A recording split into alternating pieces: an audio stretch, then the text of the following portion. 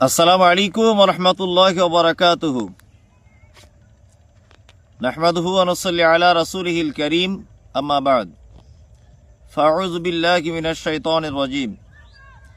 ইন্না নাহনু নাযালনা যিকরা ওয়া ইন্না লাহু লাহাফিজুন। আপনারা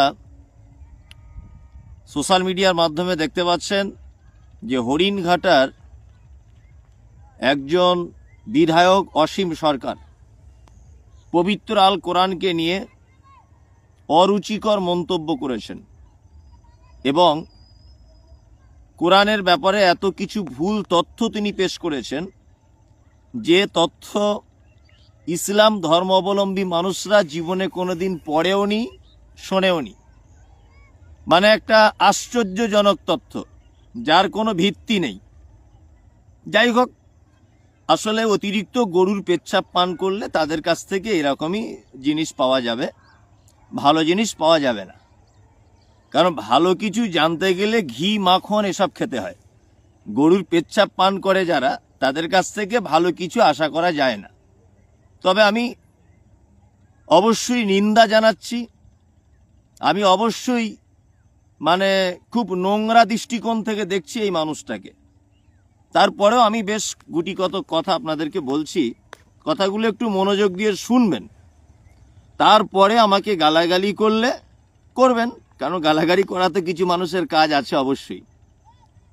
দেখুন, একটা কথা বলি, বিহারে ভোটের আগে আই লাভ মোহাম্মদকে কেন্দ্র করে একটা সাম্প্রদায়িক দাঙ্গা লাগানোর চেষ্টা চালিয়েছিল আরএসএস, অর্থাৎ বিজেপি। আপনারা জানেন সেই চেষ্টাতে তারা সফল হতে পারেনি। আপনারা জানেন যে আগামী কিছুদিন পর আমাদের পশ্চিমবাংলাতেও নির্বাচন হবে।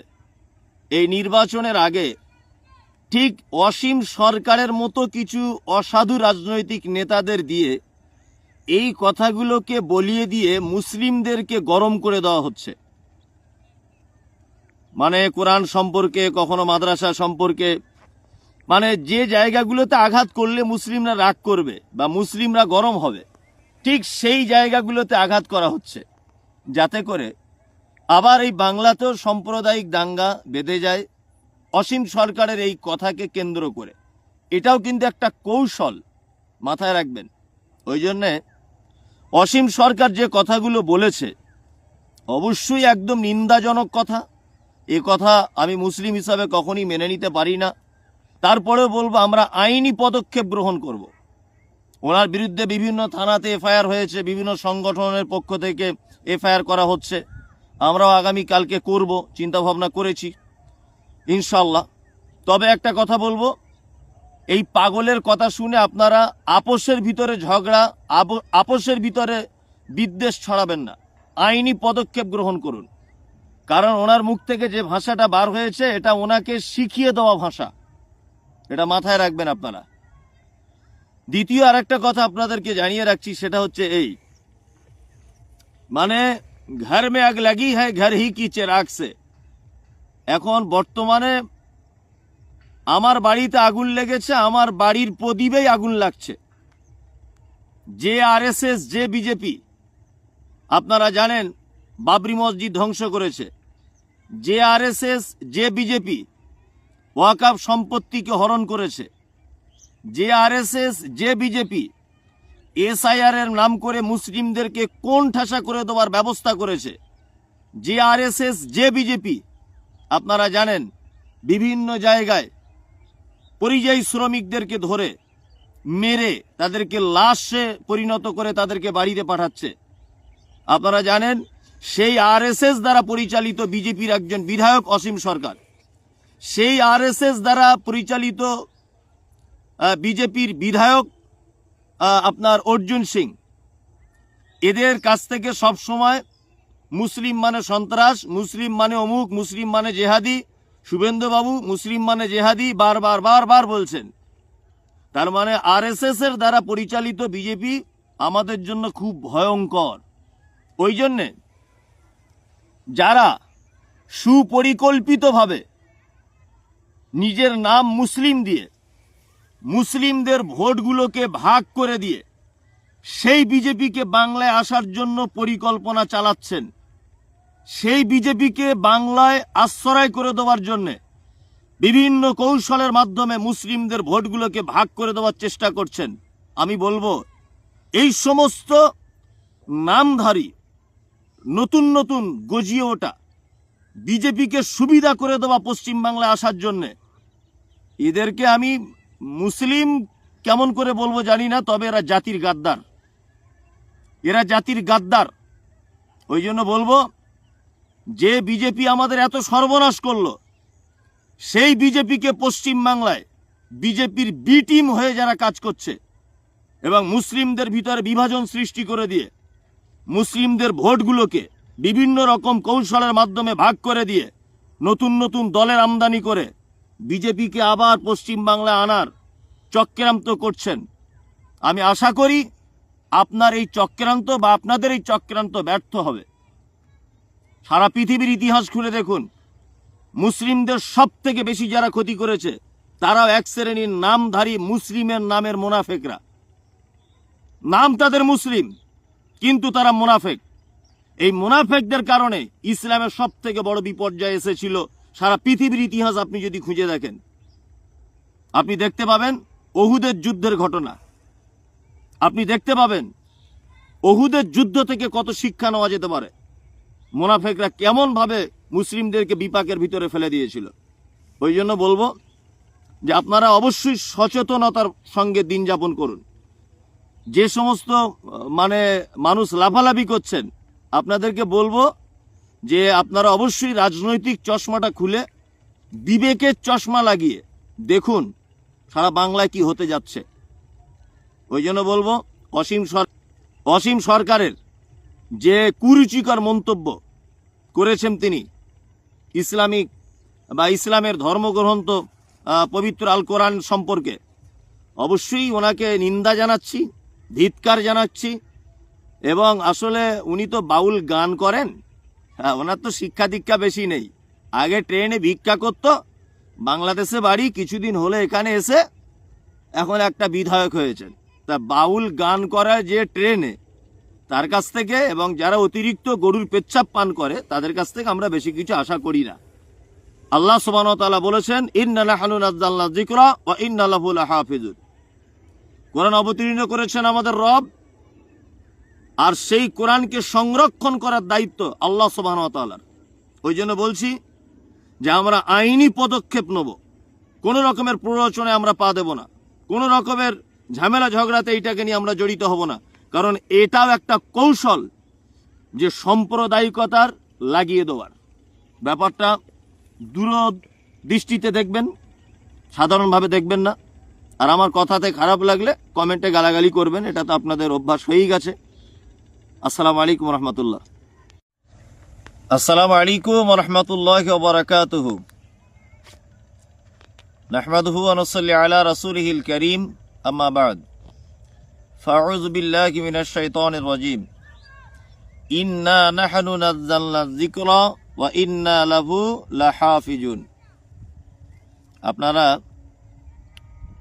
সোশ্যাল মিডিয়ার মাধ্যমে দেখতে পাচ্ছেন যে হরিণঘাটার একজন বিধায়ক অসীম সরকার পবিত্র আল কোরআনকে নিয়ে অরুচিকর মন্তব্য করেছেন এবং কোরআনের ব্যাপারে এত কিছু ভুল তথ্য তিনি পেশ করেছেন যে তথ্য ইসলাম ধর্মাবলম্বী মানুষরা জীবনে কোনোদিন পড়েওনি, শোনেওনি।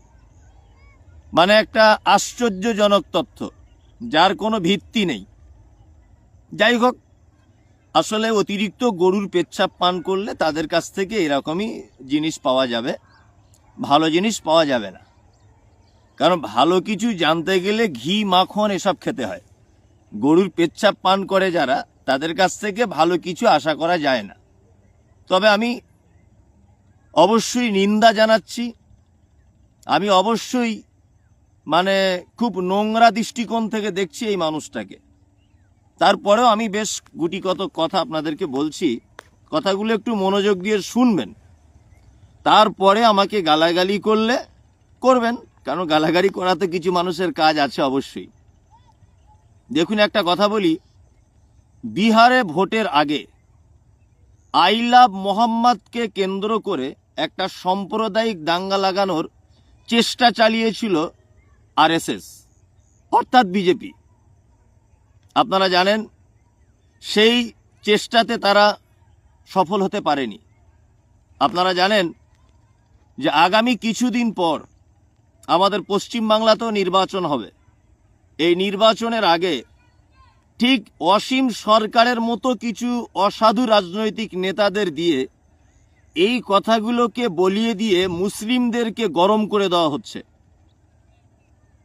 মানে কোরআন সম্পর্কে, কখনো মাদ্রাসা সম্পর্কে, মানে যে জায়গাগুলোতে আঘাত করলে মুসলিমরা রাগ করবে বা মুসলিমরা গরম হবে, ঠিক সেই জায়গাগুলোতে আঘাত করা হচ্ছে, যাতে করে আবার এই বাংলাতেও সাম্প্রদায়িক দাঙ্গা বেঁধে যায় অসীম সরকারের এই কথাকে কেন্দ্র করে। এটাও কিন্তু একটা কৌশল, মাথায় রাখবেন। ওই জন্যে অসীম সরকার যে কথাগুলো বলেছে অবশ্যই একদম নিন্দাজনক কথা। এ কথা আমি মুসলিম হিসাবে কখনই মেনে নিতে পারি না। তারপরেও বলবো, আমরা আইনি পদক্ষেপ গ্রহণ করব। ওনার বিরুদ্ধে বিভিন্ন থানাতে এফআইআর হয়েছে, বিভিন্ন সংগঠনের পক্ষ থেকে এফআইআর করা হচ্ছে। আমরাও আগামীকালকে করব, চিন্তাভাবনা করেছি ইনশাল্লাহ। তবে একটা কথা বলবো, এই পাগলের কথা শুনে আপনারা আপোষের ভিতরে ঝগড়া, আপোষের ভিতরে বিদ্বেষ ছড়াবেন না, আইনি পদক্ষেপ গ্রহণ করুন। কারণ ওনার মুখ থেকে যে ভাষাটা বার হয়েছে এটা ওনাকে শিখিয়ে দেওয়া ভাষা, এটা মাথায় রাখবেন আপনারা। দ্বিতীয় আরেকটা কথা আপনাদেরকে জানিয়ে রাখছি, সেটা হচ্ছে এই, মানে ঘর মে আগ লাগি হ্যায় ঘর হি কি চিরাগ সে। এখন বর্তমানে আমার বাড়িতে আগুন লেগেছে, আমার বাড়ির প্রদীপেই আগুন লাগছে। যে আরএসএস, যে বিজেপি, আপনারা জানেন বাবরি মসজিদ ধ্বংস করেছে। যে আরএসএস, যে বিজেপি ওয়াকফ সম্পত্তিকে হরণ করেছে। যে আরএসএস, যে বিজেপি এসআইআর এর নাম করে মুসলিমদেরকে কোণ ঠাসা করে দেওয়ার ব্যবস্থা করেছে। যে আরএসএস, যে বিজেপি আপনারা জানেন বিভিন্ন জায়গায় পরিযায়ী শ্রমিকদেরকে ধরে মেরে তাদেরকে লাশে পরিণত করে তাদেরকে বাড়িতে পাঠাচ্ছে। আপনারা জানেন সেই আরএসএস দ্বারা পরিচালিত বিজেপির একজন বিধায়ক অসীম সরকার, সেই আরএসএস দ্বারা পরিচালিত বিজেপির বিধায়ক আপনার অর্জুন সিং, এদের কাছ থেকে সব সময় মুসলিম মানে সন্ত্রাস, মুসলিম মানে অমুক, মুসলিম মানে জেহাদি, শুভেন্দুবাবু মুসলিম মানে জেহাদি বারবার বলছেন।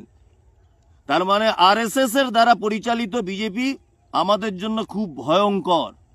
ওই জন্যে যারা সুপরিকল্পিতভাবে নিজের নাম মুসলিম দিয়ে মুসলিমদের ভোটগুলোকে ভাগ করে দিয়ে সেই বিজেপিকে বাংলায় আসার জন্য পরিকল্পনা চালাচ্ছেন, সেই বিজেপিকে বাংলায় আশ্রয় করে দেওয়ার জন্য বিভিন্ন কৌশলের মাধ্যমে মুসলিমদের ভোটগুলোকে ভাগ করে দেওয়ার চেষ্টা করছেন।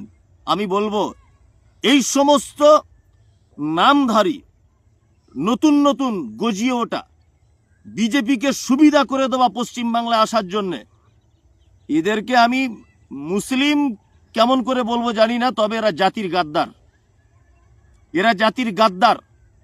ওই জন্য বলবো, যে বিজেপি আমাদের এত সর্বনাশ করলো, সেই বিজেপিকে পশ্চিমবাংলায় বিজেপির বি টিম হয়ে যারা কাজ করছে এবং মুসলিমদের ভিতরে বিভাজন সৃষ্টি করে দিয়ে মুসলিমদের ভোটগুলোকে বিভিন্ন রকম কৌশলের মাধ্যমে ভাগ করে দিয়ে নতুন নতুন দলের আমদানি করে বিজেপিকে আবার পশ্চিমবাংলায় আনার চক্রান্ত করছেন। আমি আশা করি আপনার এই চক্রান্ত বা আপনাদের এই চক্রান্ত ব্যর্থ হবে। সারা পৃথিবীর ইতিহাস খুলে দেখুন, মুসলিমদের সব থেকে বেশি যারা ক্ষতি করেছে তারাও এক শ্রেণীর নামধারী মুসলিমের নামের মুনাফেকরা। নাম তাদের মুসলিম, কিন্তু তারা মুনাফেক। এই মুনাফেকদের কারণে ইসলামের সব থেকে বড় বিপর্যয় এসেছিল। সারা পৃথিবীর ইতিহাস আপনি যদি খুঁজে দেখেন, আপনি দেখতে পাবেন ওহুদের যুদ্ধের ঘটনা। আপনি দেখতে পাবেন ওহুদের যুদ্ধ থেকে কত শিক্ষা নেওয়া যেতে পারে। মুনাফেকরা কেমন ভাবে মুসলিমদেরকে বিপাকের ভিতরে ফেলে দিয়েছিল। ওই জন্য বলবো যে আপনারা অবশ্যই সচেতনতার সঙ্গে দিন যাপন করুন। যে সমস্ত মানুষ লাফালাফি করছেন, আপনাদেরকে বলবো যে আপনারা অবশ্যই রাজনৈতিক চশমাটা খুলে বিবেকের চশমা লাগিয়ে দেখুন সারা বাংলায় কি হতে যাচ্ছে। ওই জন্য বলবো অসীম সরকারের যে কুরুচিকর মন্তব্য করেছেন তিনি ইসলামের ধর্মগ্রন্থ পবিত্র আল কোরআন সম্পর্কে, অবশ্যই ওনাকে নিন্দা জানাচ্ছি, ধিক্কার জানাচ্ছি। এবং আসলে উনি তো বাউল গান করেন, ওনার তো শিক্ষা দীক্ষা বেশি নেই। আগে ট্রেনে ভিক্ষা করতো, বাংলাদেশে বাড়ি, কিছুদিন হলে এখানে এসে এখন একটা বিধায়ক হয়েছেন। তা বাউল গান করা যে ট্রেনে, তার কাছ থেকে এবং যারা অতিরিক্ত গরুর পেচ্ছাপ পান করে তাদের কাছ থেকে আমরা বেশি কিছু আশা করি না। আল্লাহ সুবহানাহু ওয়া তাআলা বলেছেন, ইন্না নাহনু নাযালনা যিকরা ওয়া ইন্না লাহু লাহাফিজুন। কোরআন অবতীর্ণ করেছেন আমাদের রব, আর সেই কোরআনকে সংরক্ষণ করার দায়িত্ব আল্লাহ সুবহানাহু ওয়া তাআলার। ওই জন্য বলছি যে আমরা আইনি পদক্ষেপ নেব, কোনো রকমের প্ররোচনে আমরা পা দেব না, কোনো রকমের ঝামেলা ঝগড়াতে এইটাকে নিয়ে আমরা জড়িত হব না। কারণ এটাও একটা কৌশল যে সাম্প্রদায়িকতার লাগিয়ে দেওয়ার ব্যাপারটা দূরদৃষ্টিতে দেখবেন, সাধারণভাবে দেখবেন না। আর আমার কথাতে খারাপ লাগলে কমেন্টে গালাগালি করবেন, এটা তো আপনাদের অভ্যাস হয়েই গেছে। আসসালামু আলাইকুম রহমতুল্লাহ।